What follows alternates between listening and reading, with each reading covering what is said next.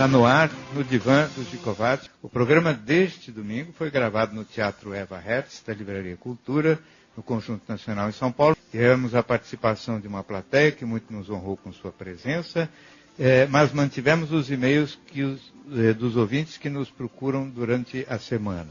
Como nos outros programas gravados aqui na Livraria Cultura, Marisa Tavares também participou desse divã do Gicovati, fazendo a leitura dos e-mails e a coordenação da participação da plateia. Como em todos os programas, eu sempre gosto de começar fazendo algumas considerações, e hoje eu gostaria de falar um pouco sobre a vaidade, em particular sobre a vaidade feminina.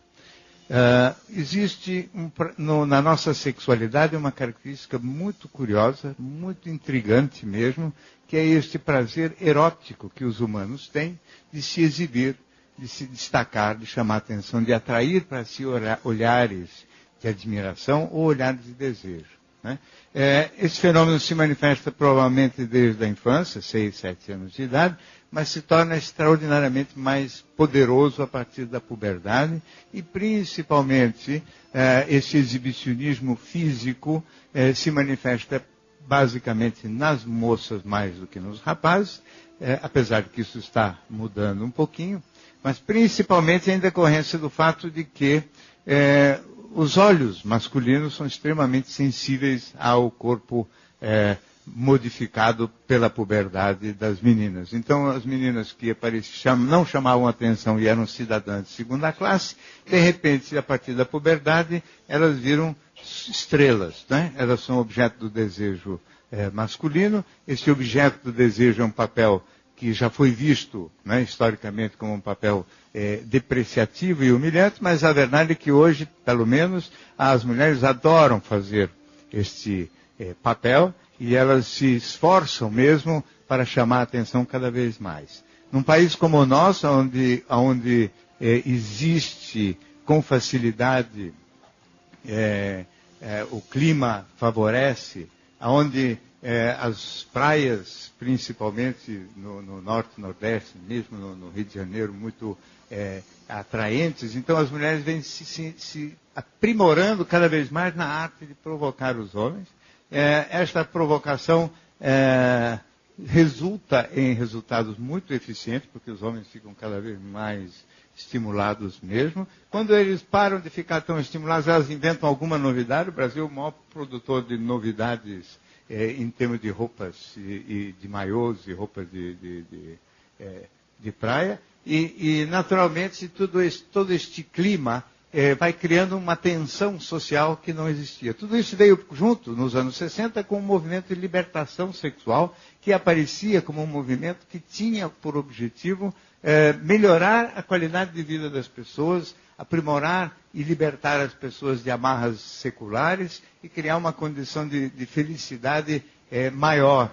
Não foi exatamente isso que nós vimos. O que nós vimos acontecer foi bem o inverso. Nós vimos aumento claro da tensão e da rivalidade e competição entre os homens, um desejo crescente dos homens de sucesso, fama, fortuna, de chamar a atenção por outros meios, para justamente terem acesso a estas mulheres tão atraentes, que chamam a atenção deles.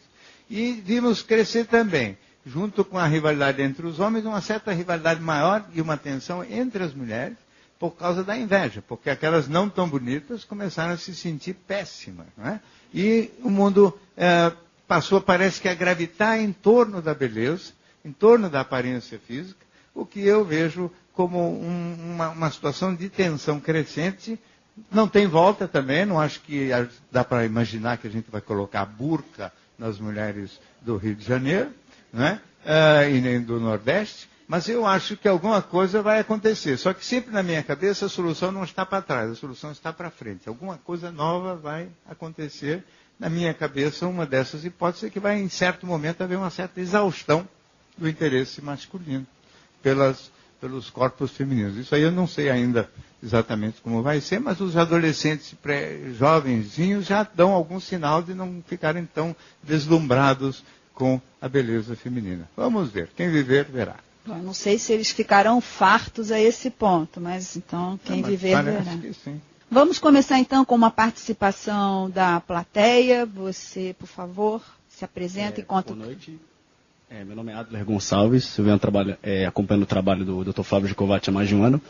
E eu queria fazer uma questão. O senhor disse que as mulheres, né, vêm evoluindo muito a mente, né, e elas têm a capacidade e a arte de, no caso, como é que eu posso dizer? Dispensar homens que não sejam interessantes aos olhos delas, né? E elas vêm muito pela vaidade, porque ele não tem carro, ele não tem casa, ou ele não é um cara de futuro, né? E mesmo o homem sendo um homem de bom caráter, como o senhor disse, que isso pode gerar uma boa relação, isso não é bem visto com as mulheres, que elas veem muito a questão financeira, porque quer se exibir para as amigas delas, né? E eu queria que o senhor comentasse isso. E a respeito também, eu não lembro o livro que o senhor falou, que os homens, eles têm um desejo diminuído quando eles veem uma mulher muito desenvolvida, eles têm um desejo mais pela mulher depredada, aquela mulher... né?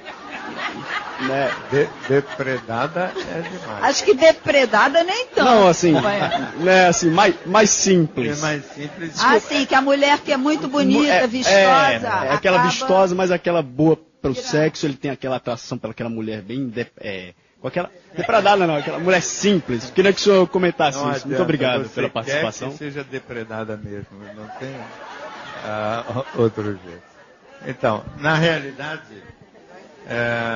do ponto de vista do erotismo, existe um certo poder feminino. Quer dizer, todos os dois exemplos que você fala, eles combinam com esta ideia de que a mulher tem um poder sensual, né, muito forte, e que os homens sempre souberam disso, e a história da humanidade sempre foi fundada na existência desse poder e no desejo dos homens de neutralizar esse poder com outros poderes masculinos, tanto a força física, quanto à posição sociopolítica econômica, quer dizer, ocupação do chamado espaço público pelos homens e interdição desse espaço para as mulheres, quer dizer, excluí-las desse espaço para ver se equilibrava essa conta. Quer dizer, as mulheres ficam com a beleza, né, e a sensualidade, e os homens ficavam com o poder econômico e com o poder político. Essa foi um pouco a história da humanidade até muito recentemente. Isso vem se desequilibrando na medida em que as mulheres passam a ocupar o espaço público também.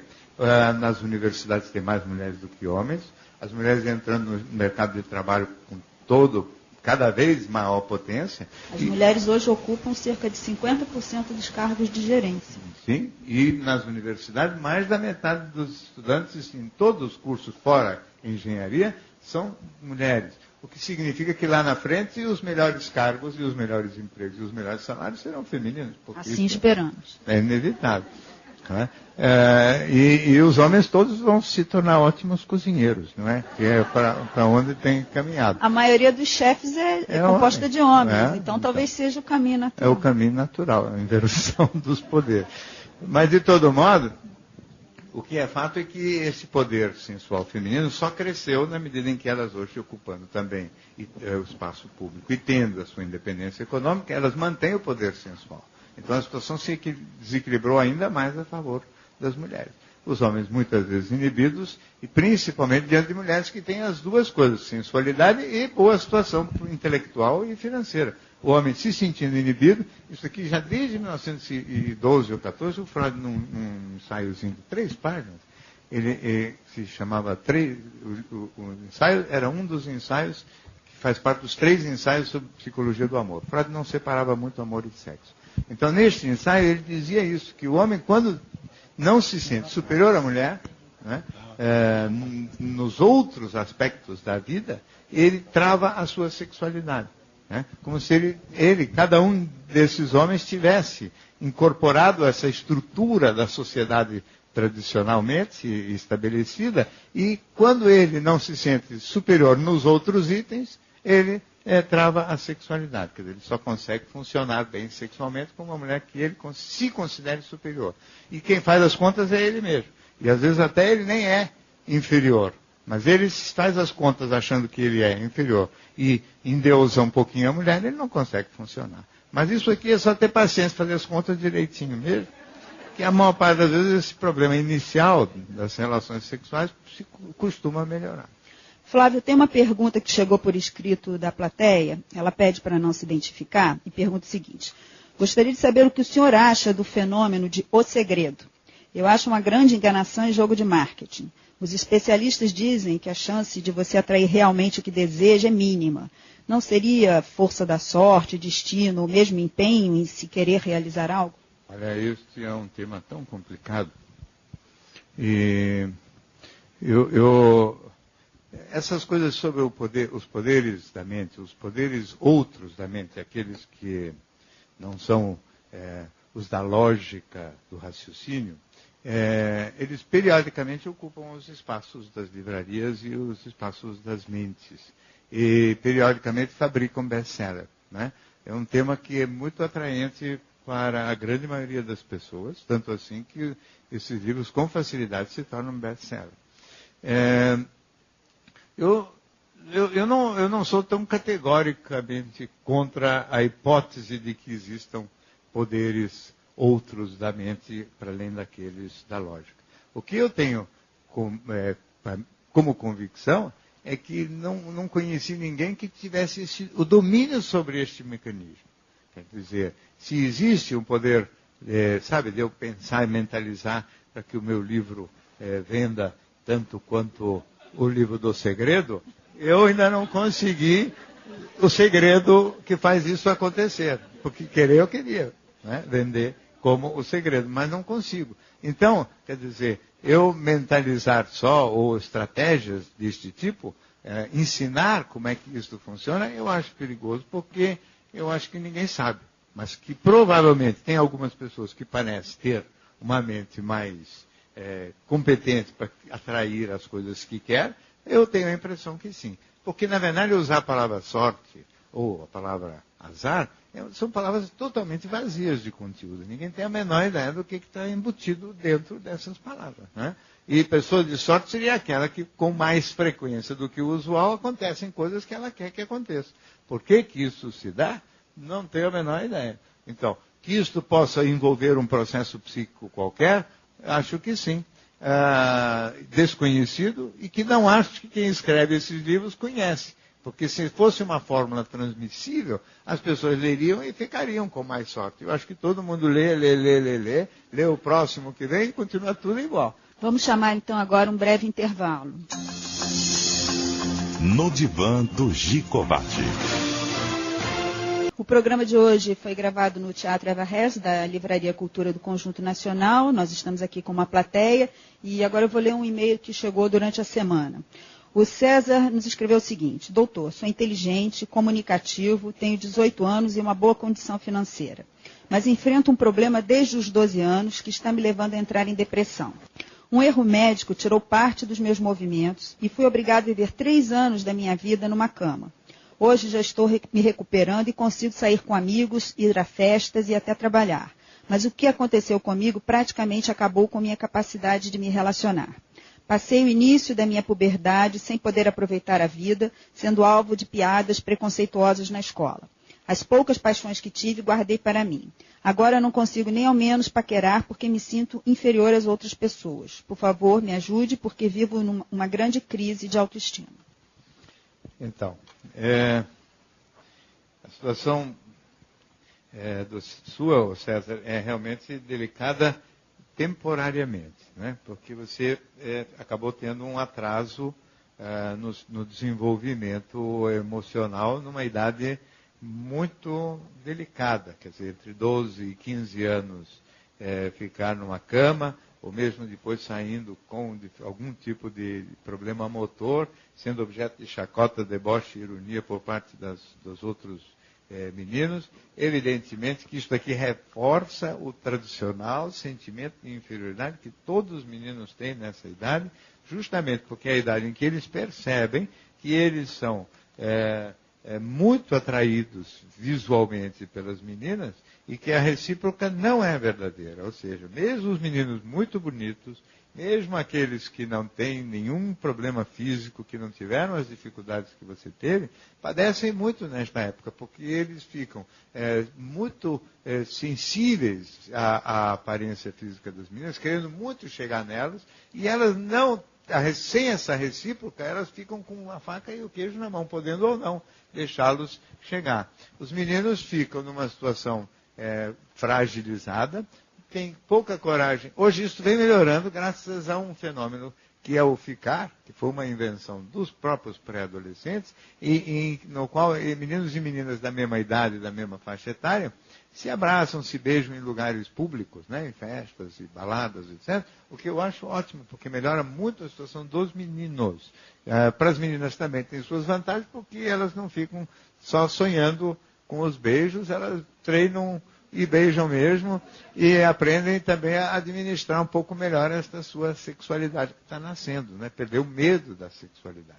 Agora, os meninos têm que compreender, não só você, como todos, que esta idade é uma idade em que realmente todos, mesmo os lindões, acham que tem algum problema que limita, porque justamente eles ficam esperando ser objeto do desejo das meninas e isso não acontece. E não é que não acontece com você por causa das suas limitações, não acontece para ninguém. Então, na realidade, as meninas gostam e se sentem mais tranquilas quando o menino tem um pouco mais de coragem para chegar, às vezes até de uma maneira um pouco insistente, porque o menino, às vezes, mais delicado tem vergonha de ser insistente e acaba tendo menos sucesso do que aquele mais grosseiro, que chega mesmo. Porque as meninas gostam dessa chegada meio firme, porque é um sinal de que elas são tão atraentes, e tão sedutoras e tão gostosas que os meninos não resistem à pressão e vão em cima com vigor. Eu acho que você deveria ser um pouco mais insistente e não levar tanto em conta as limitações físicas que está tendo. Né? Vamos agora a mais uma participação da plateia, por favor. Meu nome é Carla Sofia. Eu me formei, na verdade, ingressei numa faculdade de engenharia há 27 anos atrás, então já há quase 30 anos, e quebrei um paradigma por isso, e eu queria retomar o assunto vaidade, porque a gente quebra um paradigma quando a gente entra, imagina, quase 30 anos atrás, haviam só 3 moças na minha sala de aula, uma turma de 300 alunos. Aonde? Aqui em São Paulo? Aqui em São Paulo.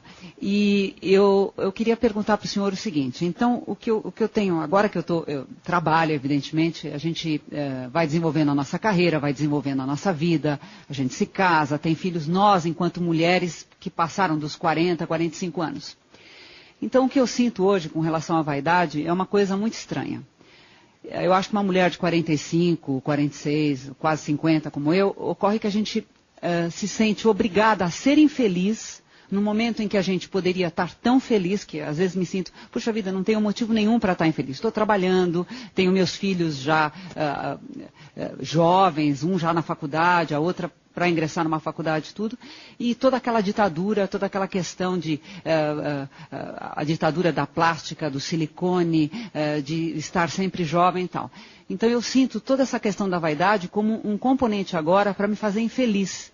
Eu sinto um movimento contrário, quer dizer, a mulher lutou tanto para ter seu espaço na sociedade, para ser reconhecida profissionalmente no seu trabalho e, em paralelo, formar sua família, e a gente vê uma avalanche diária sobre silicone e próteses e lipoaspiração e tudo isso, emagrecimento, e realmente é uma coisa que me torna, porque eu sou uma mulher normal e me torna absolutamente infeliz. Quer dizer, é arrumar um pretexto para você ser infeliz. Eu queria saber como a gente sai disso, como uma mulher de meia idade que não tem intenção de fazer plástica, que não tem intenção de recorrer a silicone, quer ser feliz simplesmente, pode se libertar disso. Então, Obrigada. Deixa eu só fazer um parênteses que há outras participações por escrito também com perguntas nesse sentido. É bom que você já responde a todas. Eu gostaria de dizer a você que, até na continuação daquilo que eu tentei passar na minha conversa de abertura, eu vejo claramente, ficou muito claro para mim com o passar dos anos, que esse movimento dos anos 60 de emancipação sexual, etc., deu com os burros na água. Quer dizer, foi um dos maiores fiascos da história cultural contemporânea. Porque a ideia de que essa libertação da sexualidade iria trazer benefícios para as pessoas acabou redundando nisto que você falou. Né? Pessoas que têm os extraordinários méritos de ter, isso sim, sido precursora numa carreira tradicionalmente masculina. Hoje está bem diferente, hein? Outro dia eu fui dar uma aula na Escola Politécnica aqui em São Paulo e acho que já tem uns 30% de moças. Quer dizer, isso aqui já vai empatar também, né? Mas, de todo modo, o que eu queria dizer é o seguinte, que, infelizmente, essa coisa da aparência física, né, por causa deste jogo de poder e desta vaidade ligada ao jogo, porque aquilo que nos anos 60 parecia que ia ser emancipatório, na realidade, no fim dos 70, começo dos 80, na época dos yuppies, inverteu e acabou se transformando num fenômeno quase de escravidão. Quer dizer, quem não fosse bem sucedido segundo os padrões da cultura, né, realmente era quase que excluído. Então o indivíduo tinha que ser trabalhador, rico, à noite boêmio. Foi a época que, para poder fazer isso, o pessoal começou a aderir à cocaína. Né? Houve uma inversão das drogas. Saiu a maconha, que era a droga dos anos 60, que é uma droga meio zen, né? Para a droga do 24 horas em atividade. Né? Trabalha de dia e se diverte de noite. Dormir dispensa-se essa parte da biologia humana. E isso aumentou a competição desvairadamente entre os homens para o sucesso, entre as mulheres para o sucesso profissional e também para o sucesso como figuras eróticas. Né? Então a vaidade física feminina se exacerbou dramaticamente, agora a masculina também está se exacerbando. Eu acho isso tudo horroroso, porque ninguém consegue conservar a juventude e ninguém pode pretender isto, a não ser artificialmente, com estratégias cirúrgicas que também interessam à indústria da medicina, que é outra máquina de dinheiro monumental, que você não tem ideia, e é onde existem também muitas dúvidas acerca do caráter ético das coisas. Quer dizer, nós vivemos uma crise de valores, uma crise moral, e numa sociedade onde realmente a liberdade individual, que poderia ser máxima, nunca foi tão pequena. Todo mundo obediente, quase que dócil escravo de uma cultura que propõe todas as normas e as pessoas obedecem que nem cordeiros mesmo. Né? Esta coisa das cirurgias plásticas, eu pessoalmente sempre me indispus muito contra os excessos disso. Né? Não posso me estender demais neste tema, até porque eu não quero também polemizar com os meus colegas todos cirurgiões, e muitos deles competentes e hábeis. Mas realmente é um assunto que passou claramente dos limites, especialmente no nosso tropical país, onde as praias e o clima favorecem muito esse exibicionismo. E o Brasil acabou ficando famoso até pelo turismo erótico e coisas ligadas à sensualidade. Quer dizer, o carnaval é um dos pontos altos daquilo que representa o Brasil fora, o que eu pessoalmente considero um pouco triste, por mais divertido que seja. Dicovati, temos mais uma participação por escrito aqui, é o seguinte: qual a sua opinião sobre adolescentes se expondo em sites como Orkut? Tenho filhos e já presenciei fotos íntimas delas, ou deles, aqui eu não entendi a letra, e não sei bem o que fazer. Olha, essa parte virtual, então, eu tenho opinião menos opinionada ainda, porque eu não tenho a menor ideia disso aí, e muito menos onde é que isso tudo vai parar. Eu acho um universo novo, com normas e regras também novas, que eu não sei ainda sequer como avaliar. Não é? Ainda recentemente, aqui no programa mesmo, eu falei um pouco sobre isso, quer dizer, eu não sei como julgar moralmente comportamentos, porque são comportamentos que não envolvem terceiros a rigor, né? São fenômenos totalmente individuais, solitários. Né? As chamadas trocas afetivas, ou mesmo sentimentais pela internet, são todas elas, na verdade, tudo na fantasia, tudo na cabeça das pessoas. Não é? Então, não tendo o outro, fica difícil fazer avaliação moral, porque a avaliação moral tem que incluir uma vítima, né? Tem que ter alguém que o outro é difuso, né? Podem ser milhões.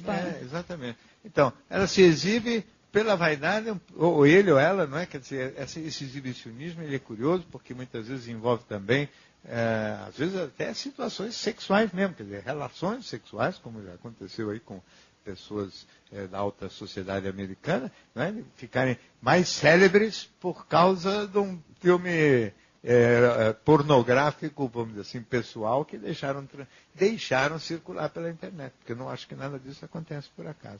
Eu não sei dizer, eu só lamento, porque não é nem um pouco o mundo que a minha geração, que tentou fazer parte deste movimento libertário dos anos 60, sonhou. Está totalmente fora do que a gente sonhava. A gente sonhava um mundo mais solidário, um mundo mais fraterno, pessoas muito mais dispostas a respeitar e a viver a sua identidade e a sua individualidade com mais rigor, quer dizer, um mundo muito mais de um individualismo respeitoso e sadio, e não isto que está aí. Temos agora mais uma participação da plateia. Boa tarde, Dr. Flávio. Meu nome é Maria Camila e faço parte dessa geração de mulheres que hoje estão aí entrando nos turbulentos 50 anos. Só para amarrar a questão da nossa colega engenheira, eu gostaria de saber se o universo masculino hoje está preparado para uma mulher que quer apenas hidratar as suas rugas, diretamente proporcional ao espírito, que precisa estar mais elevado emocionalmente para podermos nos libertar do bisturi. Se existe espaço para essas mulheres? Olha, eu acho que sim. Eu acho que depende, não é? Você sabe, as pessoas que se opuserem à norma, elas vão ter que conviver com outras pessoas que também tenham se oposto às normas. Então, vão existir os homens sensibilizados por esta onda da aparência física, e esses sensibilizados por esta onda da aparência física, na realidade, não vão se interessar nem pelas mulheres com plástica, viu? Porque se for por aparência física, um homem de 50 anos vai se interessar mesmo por uma moça de 25, né? Ou 30 anos. Né? E muitas moças dessa idade têm interesse em homens de 50. Então, se for pela aparência, eu acho que também não adianta tanto se plastificar, porque vai perder na concorrência para o pessoal mais jovem também. Né? Eu acho que, na verdade, as pessoas têm que se postar diante da vida. Não é? Eu sou esta criatura, eu tenho esta idade, eu tenho esta vivência, eu tenho esta aparência, eu tenho a minha subjetividade e eu tenho este corpo. Não é perfeito, nem pode ser, e quem está procurando o corpo perfeito não pode estar procurando quem tem 50 anos, porque aos 50 anos não tem corpo perfeito. Né? E não faz mal, porque também nunca ficou claro que a perfeição física, esta da casca, realmente sustente relações de médio e longo prazo. Não é por aí que funcionam as relações. Né? Então, quem estiver atrás, mais de elementos afetivos, mais de um clima de companheirismo e um erotismo acoplado a isso, e não uma coisa exibicionista, porque às vezes os homens também que gostam das mulheres muito plastificadas é para exibir, não é tanto para usar, é mais para exibir. Né? Porque na hora do vamos ver, não é tudo que está plastificado. Então, em geral, o que fica plastificado é mais o que se mostra em sociedade. É muito mais um jogo social, é fachada. E é horrível imaginar a vida desta maneira. Não é? A gente tem que poder ser a gente mesmo. Não é? O que vai fazer? Vai ficando velho, vai ficando velho. Vai. Vamos agora a mais uma participação da plateia, por favor. Fala, dá seu nome e o problema. Meu nome é William. O tema de hoje está sendo bastante interessante. Eu quero colocar o Gikovati no divã. Como que a espiritualidade, se você tiver essa informação, pode ajudar na vida das pessoas no seu dia a dia? Então, eu pessoalmente não sou nem cético nem crente. Eu sou um indivíduo que não tem opinião muito clara e nem opinião formada sobre vários assuntos. Esse é um deles, e não é porque eu quero ficar de bem com todos os partidos, não, é porque eu não tenho mesmo uma opinião definida. Eu acho que qualquer coisa que realmente seja sincera dentro da pessoa tem validade.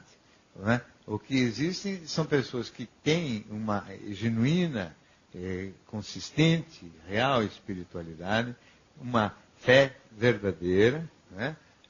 E acho que essas pessoas se beneficiam muito desta fé. Esta fé também parece uma dádiva, porque não é todo mundo que tem, né? E quem não tem, não tem. Também não posso inventar que tenho uma coisa que eu não tenho. Na minha experiência clínica, eu vejo se beneficiarem aqueles que realmente têm consciência de que têm fé.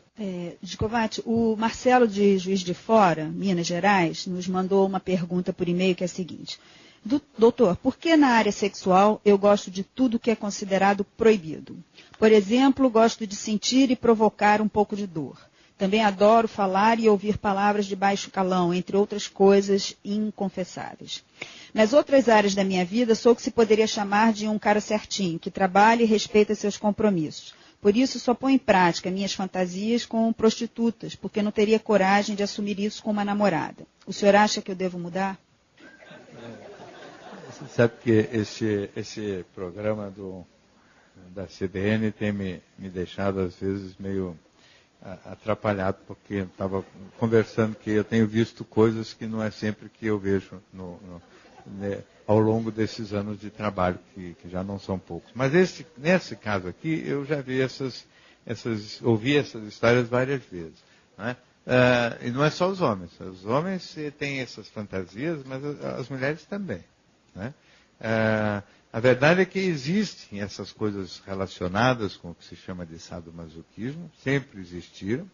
Existem e sempre existiram coisas ligadas ao que se chama de fetichismo, quer dizer, o gosto das mulheres de ficarem usando roupas, né, que sejam roupas mais vulgares, chamadas vulgares na hora do sexo.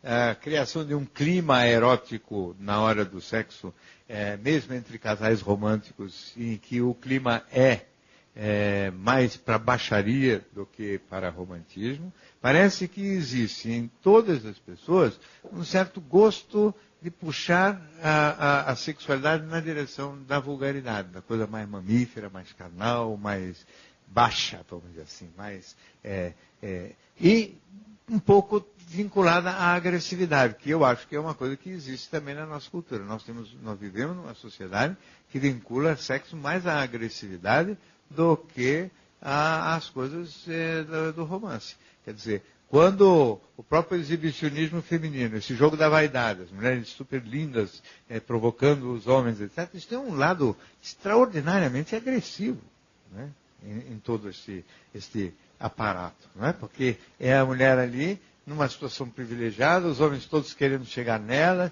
e elas decidindo quem que chega, quem não chega, e ela tem o poder, tem um jogo de poder, claro, né? Então, esse jogo de poder se reproduz, inclusive, no universo homossexual também, em que o homem mais bonitão, ele é o objeto do desejo de vários outros, e tem uma disputa, quer dizer, cria-se um clima onde a violência, não física obrigatoriamente, mas psíquica, está sempre presente. Então, o sadomasoquismo seria uma expressão quase que grosseira, né, carnal, de uma coisa que existe como jogo de poder nas relações eróticas em geral.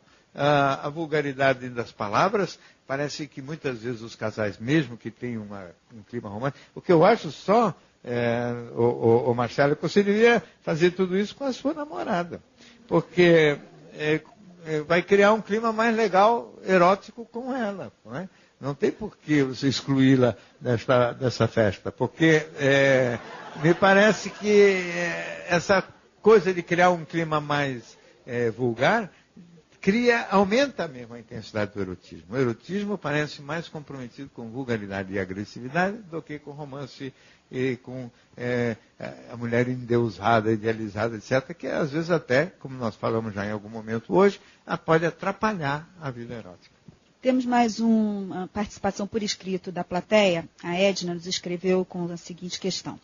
Tenho dificuldade para falar não. Na minha casa assumi muitos compromissos e quando não consigo atender a um novo que surge, sou taxada de ruim, de quem não gosta de ajudar. Quando uma pessoa me conta um problema, sinto necessidade de ajudá-la. Quando não consigo, sofro. Então, esse é típico discurso da pessoa mais generosa, né? E a pessoa generosa é aquela justamente que é generosa não obrigatoriamente porque acha tão bacana ser generoso, mas porque não consegue falar não. Quer dizer, o indivíduo que fala assim porque não consegue falar não, na realidade é um generoso não tão sincero, que aliás são todos os generosos, né? O generoso é sempre um indivíduo que não soube ainda se posicionar com um pouco mais de firmeza.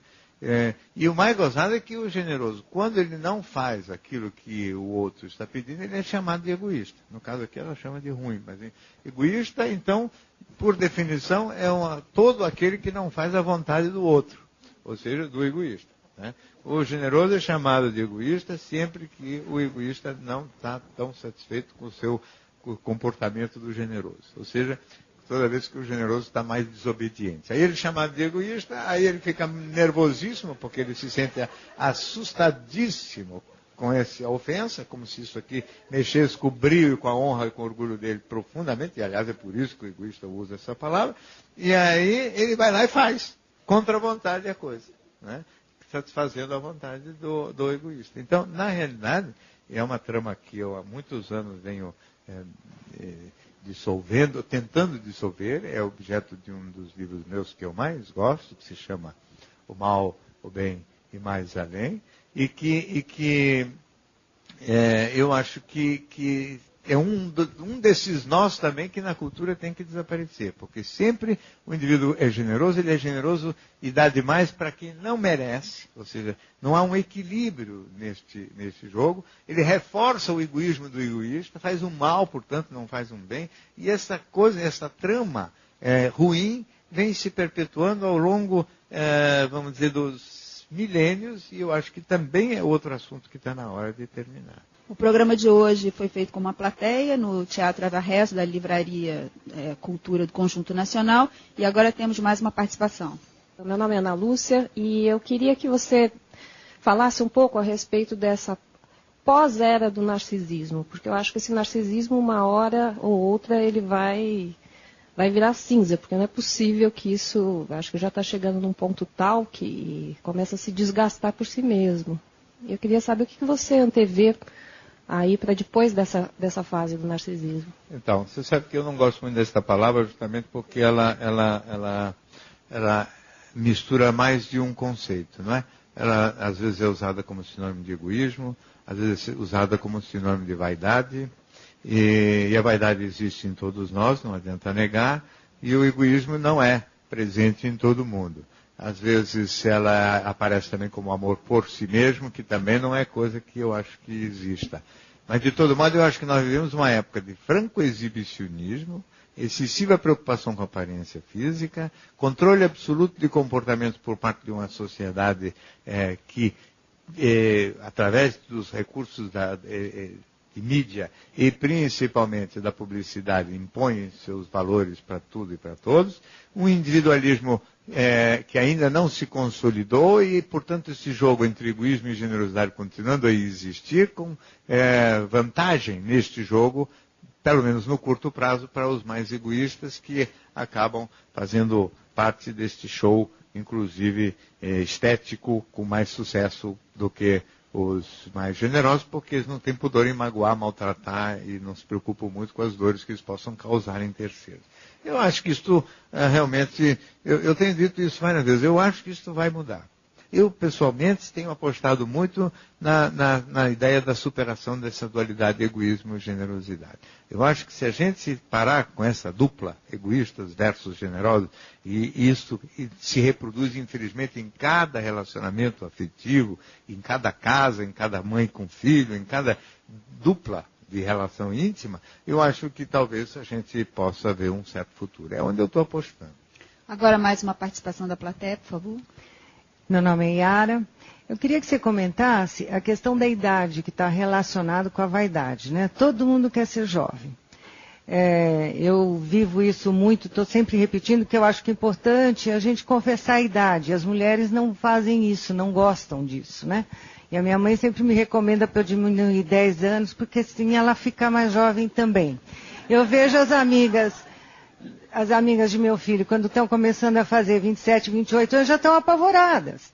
E eu digo, mas vocês vão sofrer mais 60 anos, vocês vão viver mais 90, vão chegar nos 100. Então, eu queria que você comentasse um pouco isso, essa questão da idade e vaidade, como é que você vê isso? Então, aqui também são vários fatores, mas eu acho que um desses fatores tem a ver com o fato de que hoje nós vivemos uma cultura, outra vez, pressão brutal dos veículos que nos fazem a cabeça, em que a idade é um defeito. Quer dizer, a mocidade é que está com tudo. O velho é para ser dispensado, não é? Então ninguém quer ser velho, porque o velho é um indivíduo excluído, não só deste jogo erótico, não é? O indivíduo mais velho é excluído profissionalmente, né? Tá cheio de empresas no mundo inteiro que obrigam os seus executivos, especialmente os executivos de primeira linha, a se aposentarem aos 60 anos, no máximo, quando não antes, né? Em bancos, em área financeira, às vezes mais cedo. Então, evidentemente, todo mundo quer ser jovem, porque uma vez eu li uma matéria numa revista americana, que eu não lembro mais qual, que os homens com mais de 30 e poucos anos nos Estados Unidos, eles já começam a se plastificar para parecerem mais jovens, porque se eles têm 35 anos de idade e ainda não têm não sei quantos milhões e não estão em determinado cargo na profissão, eles já são vistos como fracasso. Então, eles, obviamente, têm que fingir que são mais moços para ainda terem alguma chance de prosperar. Isso é horroroso, até porque é horrível você chegar a ter tudo que você sonhou aos 35 anos, porque você tem mais 50 anos depois, como você falou, sem ter nada a que perseguir, né? A vida é um filme comprido e a gente tinha que diluir as coisas que tem que acontecer para a gente ao longo deste tempo. Mas a impaciência hoje é brutal, quer dizer, a vida nunca foi tão comprida e as pessoas nunca viveram como se ela fosse tão curta. Tudo para ontem, entendeu? Eu acho que está tudo errado mesmo. Temos aqui mais uma participação por escrito da plateia. A Márcia pergunta como lidar com o seguinte: um namorado excessivamente ciumento, cujos ciúmes não têm o menor embasamento, porque não há nenhum motivo para isso. O que ela acredita é que talvez ele fantasie que a namorada faça o que, na verdade, é ele que faz com outras mulheres. Se é por aí o caminho. Às vezes é. Às vezes é. Tem muitos homens que... E às vezes não é nem isso. Eles fantasiam, eles imaginam que as mulheres vão fazer aquilo que eles, se fossem mulheres, fariam. É quase assim, porque se eles fossem mulheres, eles seriam atraentes e andariam num shopping e todos os homens ficariam mexendo com eles. Com eles que seriam elas, né? E eles não resistiriam. Então eles acham que as suas namoradas também não resistirão a uma boa cantada. E isso faz parte da tradição machista, né, de dizer que não existe mulher honesta, só existe mulher mal cantada, porque isso aqui é a cabeça dos homens, né? Se eles fossem mulheres, talvez eles resistissem menos bem às facilidades que as mulheres têm. Mas eles estão 100% errados, porque a mulher é outra cabeça, é outra história, é outra psicologia, é outra maneira de ver as coisas. As mulheres, por exemplo, gostam muito de provocar os homens, é verdade, se exibir, se arrumar, se embelezar, mas gostam muito mais de parar por aí mesmo, é só provocar. Elas vão no shopping, andam para lá, para cá, para lá, para cá, provocam e pronto, vão embora contentes que já provocaram.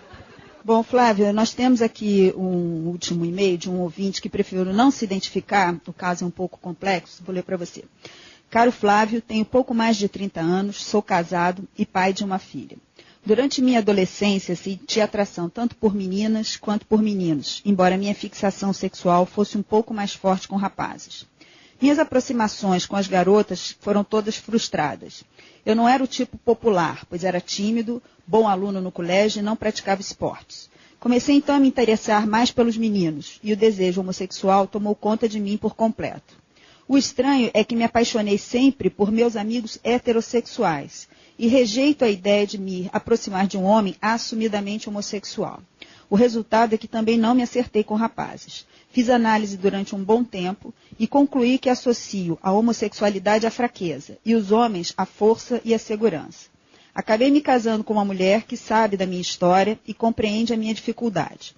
Desenvolvi um amor fraternal por minha esposa que me deu uma filha maravilhosa. Sei que minha sexualidade não está resolvida. Atualmente me encontro em relativa paz, mas a minha dúvida é se você acha que posso levar o resto da minha vida desta forma ou se a ausência de uma realização sexual plena enquanto sou jovem pode ser algo muito doloroso no futuro. Então, esta é uma questão que envolve alguns aspectos extremamente importantes e sutis da sexualidade masculina em particular, da sexualidade humana em geral, mas da sexualidade masculina em particular.